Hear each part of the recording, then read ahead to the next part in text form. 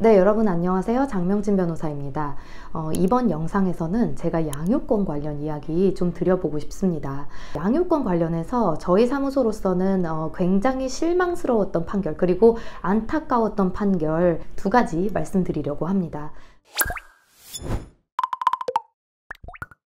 네, 첫 번째로는요, 좀 최근에 저희가 수행했던 사건인데 저희가 또 양육권 관련해서 신경을 많이 썼기 때문에 굉장히 안타깝고도 실망스러웠던 판결입니다. 우리 의뢰인이 일단 이혼을 하게 되었잖아요. 그래서 부부 사이가 좀 안 좋게 되었어요. 성격 차이도 있고 뭐 고부 갈등도 있고 뭐 여러 가지가 있었겠습니다만은 파탄이 되어가고 있는 시점에 이제 사실관계는 각자가 주장하는 바에 따라 다를 수는 있겠지만 우리 의뢰인의 진술에 의하면 번갈아 가면서 아이를 양육하기로 어느 정도 약속이 된 상황이었습니다. 우리가 서로 같이 지내기는 힘드니까 그래도 아이는 좀 이렇게 공동으로 양육을 하자, 이런 이야기가 오갔던 상황인 거죠. 공동 양육 이야기가 나올 정도면 여러분 어떻겠습니까? 나이가 굉장히 어렸어요. 그래서 영아기의 아이였고 부모님 두 분 다 아이에 대해서는 애정이 이제 각별하셨던 것 같습니다.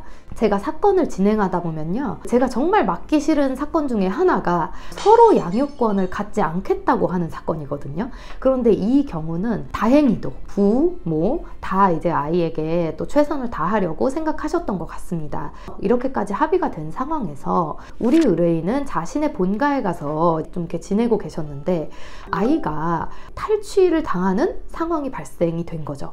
그래서 상대방 배우자에 의해서 아이가 상대방 배우자의 본가로 옮겨지게 됩니다. 그래서 우리 의뢰인이 너무 놀라서 당장 이제 그거를 알자마자 이제 그 상대방 배우자의 본가로 찾아가서 문을 두드리고 아이를 보고 싶다고 하고 아이가 어디에 있냐고 카카오톡 등 연락을 취하고 했었습니다. 그런데 이제 상대방은 그 상황에서 연락을 일절 받지 않으면서 뭐 아이의 사진 몇 장 정도 나중에 보여주신 걸로 제가 기억을 하는데, 이런 경우는 이제 어떻게 되냐면요 여러분, 형사사건으로 번지게 됩니다. 그래서 형사 고소 뭐 이런 것들이 이루어질 수 있게 되는데, 왜냐면은 문을 따고 집에 들어간다던가 하면 주거 침입의 문제나 이런 게 발생할 수 있거든요. 근데 우리 의뢰인의 사례에서는 그렇게 고소까지 가지는 않고 다행히 경찰을 부르는 소동은 있었습니다. 아이를 보여달라고 문을 두드리니까 상대방 본가 쪽에서 경찰을 불러서 이제 우리 의뢰인이 어쩔 수 없이 아이를 보지 못하고 귀가를 하였고요. 이제 이런 것들이 부당하죠. 부당합니다. 심지어 소송 중 면접 교섭 중 아이를 탈취하거나 그런 것까지는 아니어도 상대방과의 어떤 합의를 깨고 아이를 자신만이 볼 수 있는 곳에 옮겨 놓았다 하는 거죠. 그래서 그 점이 저는 우리 의뢰인한테 어느 정도 유리하지 않나 이런 생각을 했었고요. 다만 법원이 지금까지 판결을 함에 있어서 가장 중요하게 생각하는 것이 양육의 지속성이나 연속성, 그러니까 양육을 맡았던 사람이 계속 양육을 맡아라, 이런 입장을 좀 취하고 있기 때문에 우리 의뢰인한테는 양육권을 판결로서 확보하는 것이 어려울 수도 있겠다라는 점은 미리 말씀을 드렸습니다.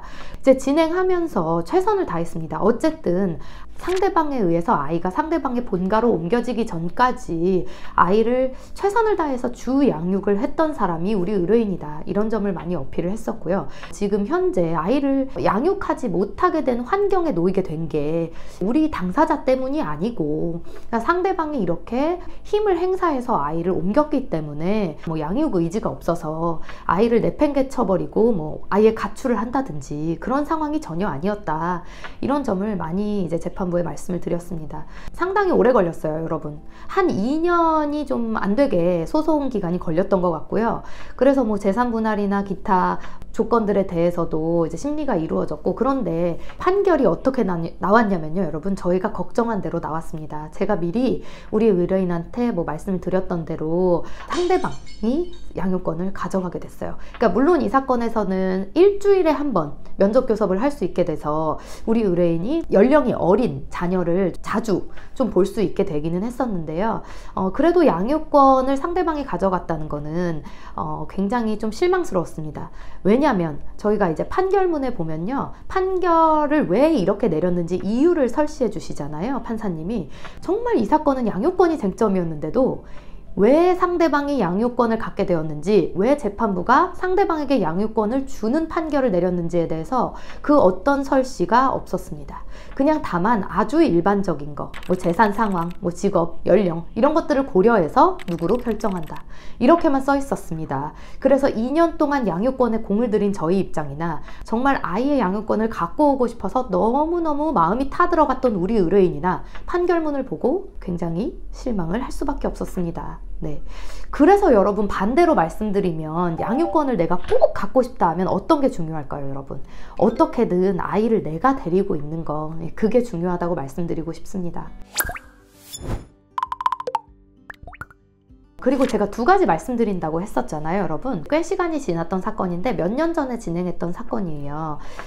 우리 의뢰인이 아들 둘을 기르고 있었고요. 앞서 말씀드린 사건처럼 아이가 어리진 않았어요. 그래서 아들 둘이 어느 정도 커서 초등학교 고학년, 뭐 중학생 이 정도 됐었습니다.